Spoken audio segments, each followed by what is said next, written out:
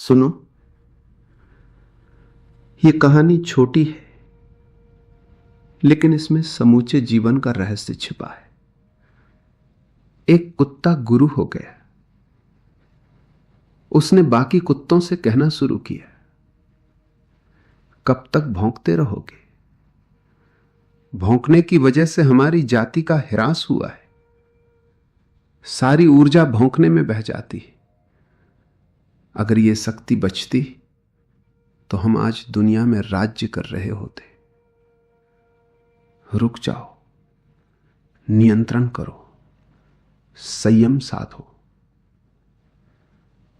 कुत्ते सुनते थे उसकी बात, और बात जंचती थी।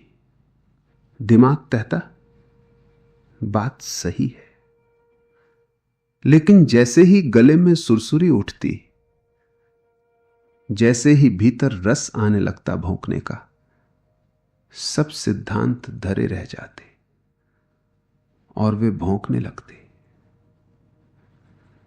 गुरु रोज समझाता, बार बार समझाता, और उसकी बात का असर भी था, क्योंकि गुरु को कभी भौंकते नहीं पाया गया। आचरण और सिद्धांत में समानता थी। लोग सोचने लगे यही असली गुरु है।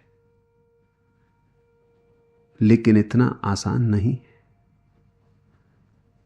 आचरण और सिद्धांत में समानता भी धोखा दे सकती है।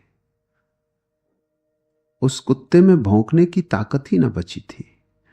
समझाने में ही सारी आवाज खर्च हो जाती थी। सुबह से शाम तक, रात दिन गांव में घूमता, हर जगह रोकता, समझाता। उसका गला थक जाता, भौंकने की ताकत बचती ही ना थी। कुत्ते परेशान हो गए। लेकिन एक दिन उन्होंने सोचा, अब यह बूढ़ा मरने वाला है, कम से कम एक दिन तो इसकी मान लो। और सारे कुत्तों ने तय किया, आज रात चाहे कुछ भी हो जाए, भौंकेंगे नहीं, संयम साधेंगे। और वही हुआ जो हर सन्यासी के साथ होता है। बड़ी मुसीबत आ गई। हर कुत्ता तड़पने लगा, गलियों के कोनों में छिप गए।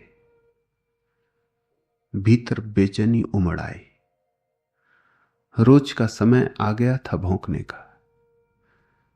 कोई पुलिस वाला गुजरता, दिल करता भौंकने का। कोई डाकिया निकलता, मन ललचाता। चारों तरफ उपकरण थे जो वासना जगाते थे, लेकिन व्रत लिया था। हर कुत्ते ने सोचा, जब तक कोई दूसरा ना भौंके, हम भी रहेंगे संयम साधे। यही है कहानी, यही है जीवन। तुम दबा सकते हो, रोक सकते हो, संयम साध सकते हो, लेकिन भीतर जो प्रकृति है वो बार बार उठेगी। दबाने से वो मरती नहीं, उसे केवल समझने से पार पाया जाता है। सुनो ध्यान से, संयम साध कर तुम संत नहीं हो जाते। समझ आ जाए तो स्वभाव रूपांतरित हो जाता है, और जब स्वभाव बदल जाता है तब कोई दमन नहीं रह जाता। तब तुम मुक्त हो जाते हो। कोई नहीं भौंका, कुत्ते चुप ही रहे, लेकिन आधी रात को ये भारत की दशा है। 2-3 हजार साल से बड़ा संयम, ब्रह्मचर्य साथ साथ कर लोग बैठे अपने अपने कोनों में, भौंक ले रहे। फिर जब उन्होंने भौंकना शुरू किया तो सारा क्रिश्चियनिटी के साथ भी यही हुआ।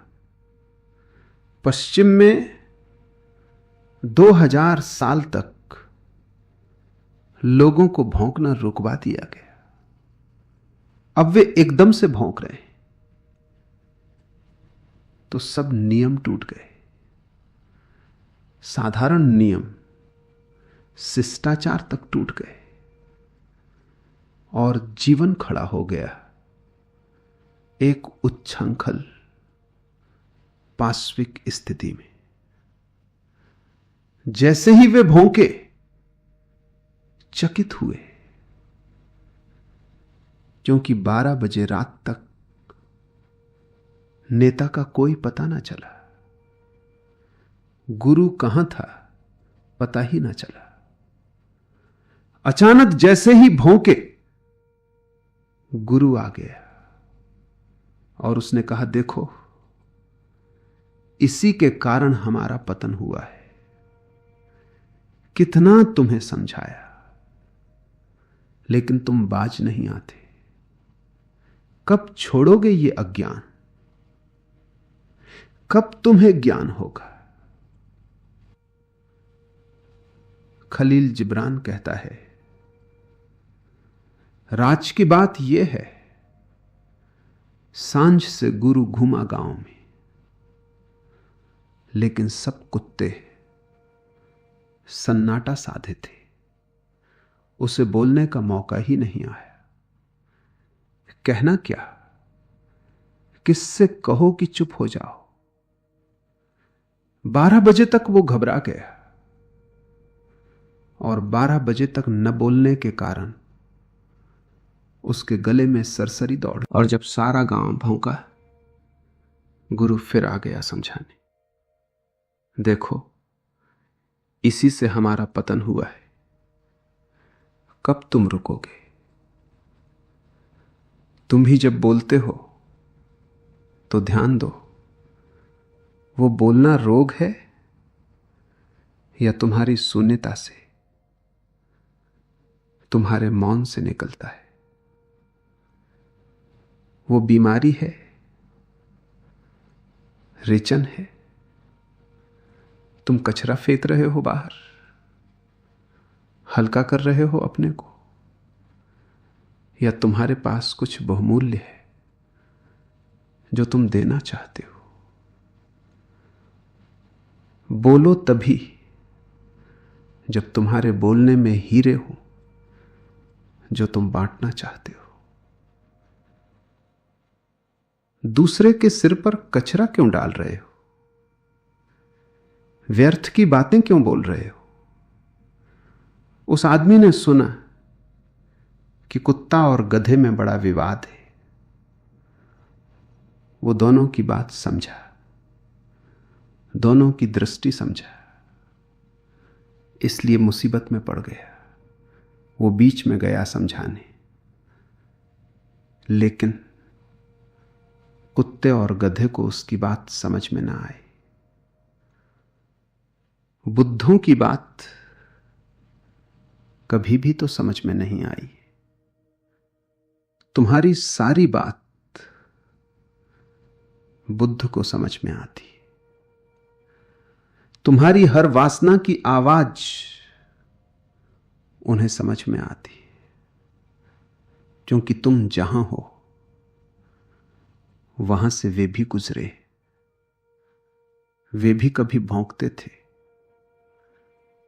वे भी कभी घांसती बात करते थे। तुम जहां हो वहां वे थे, इसलिए तुम्हारी भाषा। पहले वे आपस में लड़ रहे थे, अब वे बुद्ध से लड़ने को दोनों साथ हो जाते हैं। गधा दुलत्ती मारता है, कुत्ता भौंक कर चीखने दौड़ता है कि ये आदमी बीच में उपद्रव करने क्यों आ गया। ऐसे ही काफी कलह चल रही थी, और ये एक और उपद्रव, और फिर इसकी भाषा भी समझ में नहीं आती। जीसस को सूली लगी, जीसस की भाषा यहूदी समझ ना सके। मंसूर को लोगों ने काट कर मार डाला, क्योंकि मंसूर की भाषा लोग समझ ना सके। एक तो वासना की भाषा है जिसे हम समझते हैं, और एक करुणा की भाषा है जिससे हमारा कोई परिचय नहीं। और ये आदमी बेचारा इन दोनों को शांत करने आया था। यह आदमी चाहता था कि इनकी कलह मिट जाए। यह आदमी चाहता था कि ये एक दूसरे के दृष्टिकोण को समझ ले। दुनिया में चाहे छोटे झगड़े हो रहे हो, चाहे बड़े युद्ध हो रहे हो, या घर की छोटी कलह, सब विवाद इसी कारण है, दूसरे की दृष्टि को न समझने के कारण। जब तक मैं दूसरे के जूते में खड़ा ना हो जाऊं और दूसरों के कपड़ों में खड़ा होकर ना देखूं, जहां से दूसरा देखता है वहां से ना देखूं, तब तक कलह और युद्ध मिट नहीं सकेंगे। मैं अपनी जगह ठीक मालूम पड़ता हूं, दूसरा अपनी जगह गलत मुझे मालूम पड़ता है। खुद को वो ठीक मालूम पड़ता है। अगर रूस हम इतने तरल नहीं हैं कि दूसरे की जगह खड़े हो जाएं, और वही व्यक्ति शांत हो सकेगा जो इतना तरल हो कि सबकी दृष्टियों को समझ पाए। लेकिन यही ज्ञानी की कठिनाई है। ज्ञानी की बड़ी मुसीबत है,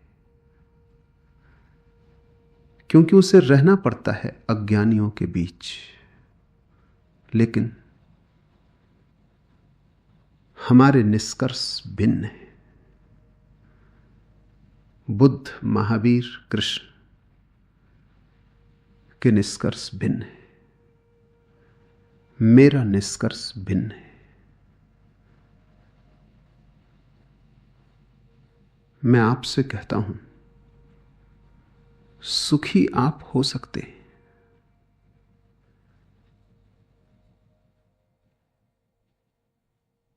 लेकिन सुखी आप तभी हो सकते हैं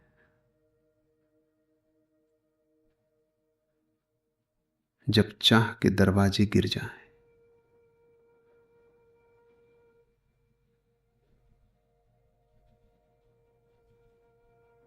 चाह की सीमाएं, चाह की खिड़कियां गिरा दें और खुले आकाश में आ जाएं। खुला आकाश अचाह का आकाश है। इसलिए उल्टी बात मालूम पड़ेगी। बुद्ध और महावीर कहते हैं, जिसने चाह छोड़ दी वो आनंद को उपलब्ध हुआ। फ्रायड कहता है, आदमी कभी भी आनंद को उपलब्ध नहीं होगा, क्योंकि वो सोच ही नहीं सकता कि आदमी चाह छोड़ सकता है। चाह तो कैसे छूटे?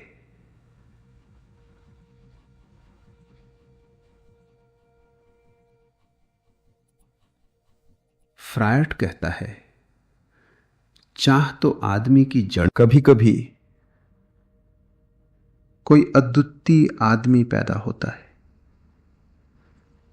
जिसकी वासना मिटती है, पर वासना मिटते ही आनंद घटित होता है। जहां विवाद नहीं, जहां कलह नहीं, जहां संघर्ष नहीं, वहीं आनंद के फूल खिलते हैं। सब जगह गधे और कुत्तों में विवाद चल रहा है, स्त्री और पुरुष में ही नहीं, अनुयायी और नेता में, गुरु और शिष्य में, विद्यार्थी और शिक्षक में, सब तरफ विवाद चल रहा है, क्योंकि सबकी आकांक्षाएं विपरीत हैं, और जहां आकांक्षा विपरीत है वहां तत्क्षण कलह शुरू हो जाती है। आज सारी दुनिया में अराजकता है। ऐसी कोई जगह खोजनी कठिन है जहां निर्विवाद शांति हो। सब तरफ विपरीत लोग खड़े, गधे और कुत्ते चर्चा कर रहे।